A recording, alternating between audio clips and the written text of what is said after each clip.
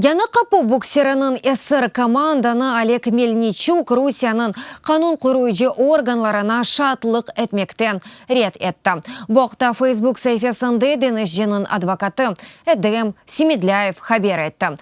О имае алтында олған Олег Мельничукнен Москвадаки Лефортова тақиқаты қифханясында көрешкен. Мұның еле Мельничук Женева шартнамесіне көре. Женг СР олғанына векендісіні қабатлы танымағанына білдірген.